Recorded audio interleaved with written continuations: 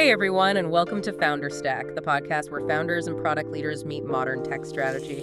I'm Emily, your host from Responsive. Rob, and I'm Rob, engineering lead here at Responsive. So, for any modern SaaS product, motion and animation are, they're no longer optional. We know it has to be more than just looking cool. Right. It needs to serve a real purpose, Clarity, reducing friction, setting the emotional tone of your whole app. And that's exactly where founders need this deep dive into the engineering side of things. Because if you pick the wrong tool or you over-animate way too early, you end up with terrible performance, that annoying, jittery experience we all call jank.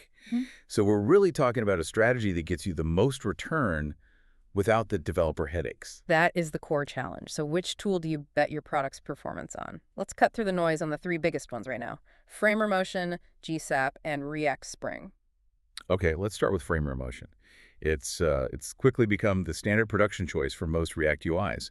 It's just designed for high-performance web animation. So why would a founder pick Framer Motion over, say, just using native CSS transitions? What's the actual benefit? Because it solves the most common and, frankly, painful UX problems with a super simple API. You get animate presence, which handles making elements disappear gracefully, right? The exit animation. Exactly. That's a huge headache otherwise. But more importantly, it has industry-leading layout animation.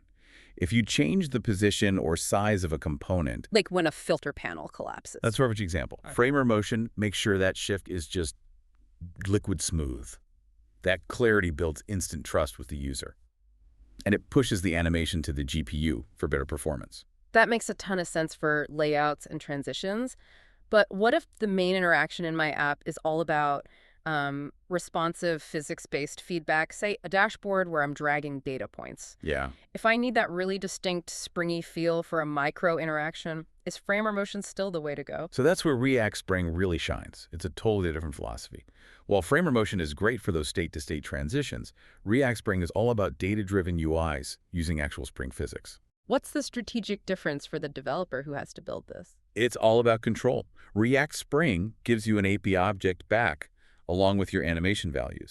You can use that API object to precisely start, stop, or even reverse the spring based on a user event. So you can just call ip.start inside an onClick or something. Exactly. That kind of granular control is just way better when the animation needs to reflect data accurately or if you're integrating with gesture libraries.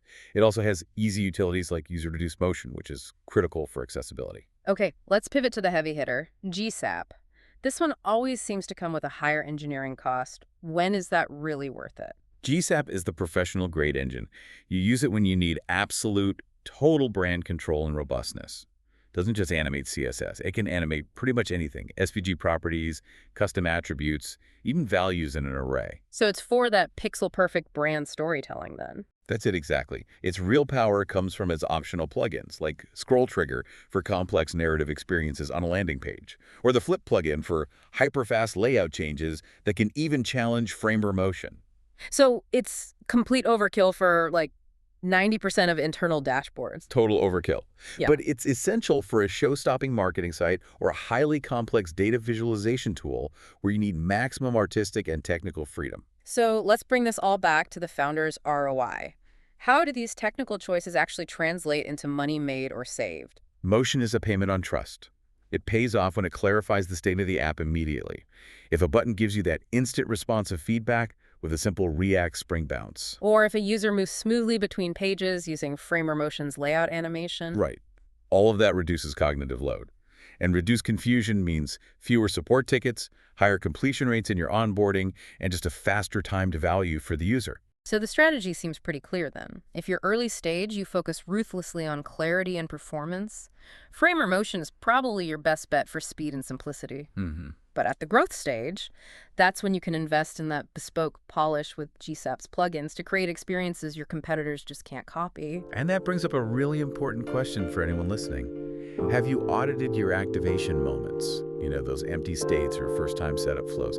Have you checked if adding some intentional motion could cut down on confusion and build that brand trust faster? Because that small design investment often has the biggest retention payoff.